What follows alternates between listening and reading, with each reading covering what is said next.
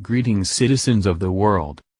The murder of 59 innocent men and women and wounding of over 500 outside Las Vegas's Mandalay Bay Resort and Casino is one of the most heartbreaking events to happen in this country.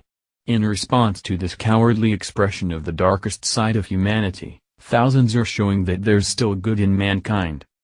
In a video that's going viral, more than 3,500 people gathered at Canyon Ridge Christian Church of Las Vegas to pay respectful honor to the victims and provide healing to the city. Thousands joined together for a touching rendition of Amazing Grace in the glow of candlelight. In addition, Canyon Ridge Christian Church was mindful of the first responders who have heroically been tending to the shocked people of Las Vegas. Volunteers from the church set up buffet tents for the officers of Las Vegas Metropolitan Police Department, LVMPD, who have been working for 3 days straight. These moving gestures prove that, even in dark times, God touches men's hearts to illuminate our lives. While politicians and media figures have used this crisis to provoke further division, Christians at Canyon Ridge helped guide the afflicted to the source of true healing. Perhaps the most disturbing aspect of this tragedy is how it challenges so many of our assumptions about humanity. The killer, 64-year-old Stephen Paddock, was a man who seemed to have everything going for him. There was nothing in his life a psychologist could point to and say that's what made him do it. Paddock was wealthy. He had no history of mental illness. No crime affiliations. He wasn't even a political man. Paddock's was a crime seemingly without motive, without provocation. Because we can't understand it, it makes us uncomfortable. It disturbs us because there's only one explanation for why somebody in Paddock's shoes would fire down on a crowd of innocent people he'd never met in a mass murder he had deliberately, methodically planned out long in advance. Only one thing could move a man to do what he did of his own free choice: evil, pure, unadulterated evil.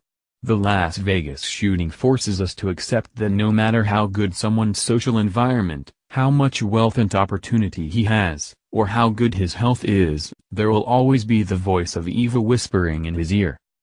Everyone has the choice to give heed to that voice or not.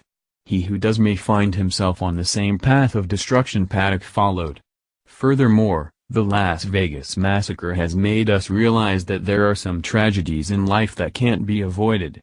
If Paddock, a millionaire, had not been able to legally purchase bump fire stock to make his semi-automatic rifle imitate automatic burst fire, he could have used his vast financial resources to buy one illegally. Or simply purchase a fully automatic weapon on the black market.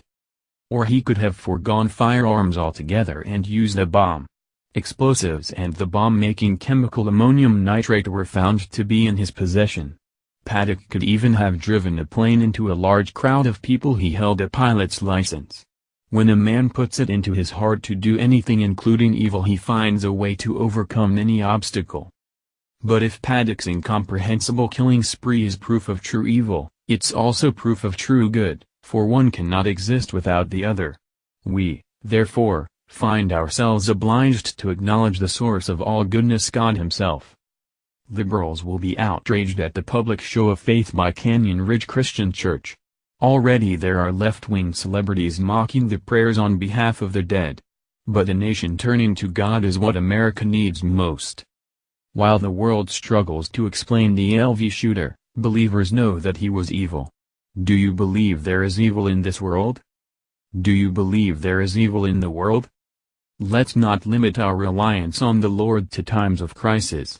We should look to Him at all times, especially during hours of peace. Semi-automatic and automatic weapons, both legal and illegal, have been within the reach of criminals for decades. Yet mass public shootings have only become an issue within the last few decades. What's changed? America has turned